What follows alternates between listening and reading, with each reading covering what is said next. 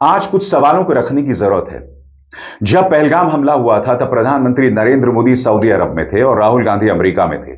दोनों वापस आ गए। राहुल गांधी नेता विपक्ष के किरदार को निभा रहे थे। प्रधानमंत्री आते ही कहां पहुंच जाते हैं? बिहार में चुनावी सभा में।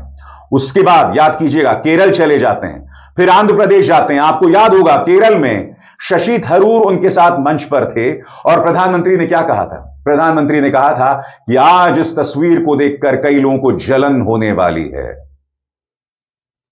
और फिर आपको याद होगा आंध्र प्रदेश में उनके साथ पवन कल्याण थे, आंध्र प्रदेश के मुख्यमंत्री थे। आपको याद है मंच में किस तरह से हंसी ठट्ठा किया जा रहा था, हंसी मजाक किया जा रहा था।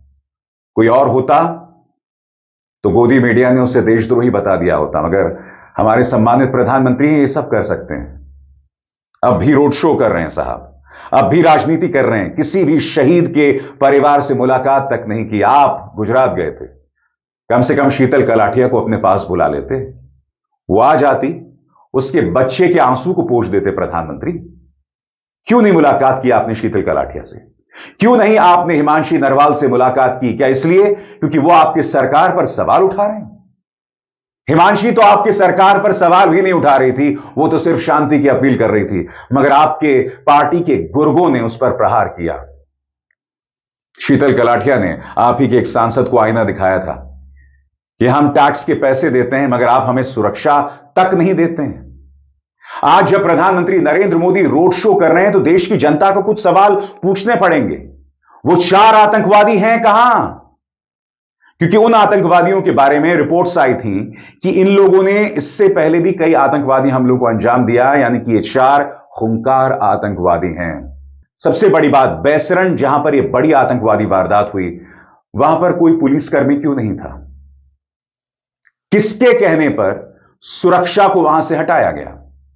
इस सवाल का जवाब हमें आज तक नहीं मिला। और बैसरण में जो आतंकवादी हमला हुआ है, अब तक किसी पर गाज नहीं गिरी, किसी की जवाबदेही नहीं तय की गई, मगर भारतीय जनता पार्टी राजनीति कर रही है। मैं फिर आपसे पूछता हूं, अगर आतंकवादी हमले ही नहीं होंगे तो हमें ऑपरेशन सिंदूर करने की क्या जरूरत पड़ेगी? सबसे ज्यादा जरूरी है देश की जनता को सुरक्षित रखना। उस सुरक्षा को लेकर बदस्तूर सवाल बने हुए हैं, मगर साहब मजाल है उन सवालों का कोई जवाब दे। बैसरण को लेकर सवाल अब भी मुंह बाहे खड़े हैं। आतंकवादी कहां हैं? वो घटना क्यों हुई? जवाबदेही क्यों नहीं तय की जाती? अमित शाह और अजीत डोभाल की जवाबदेही कब तय की जाएगी? मगर इन सवालों के कोई जवाब नहीं है। ये एक अंधा कुआं है, ये एक अंधकार है और उसके अंदर जाना जोखिम से भरा हुआ है।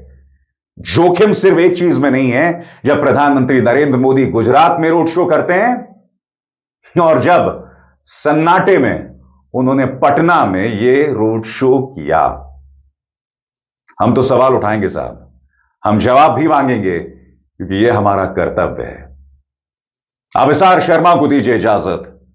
नमस्कार।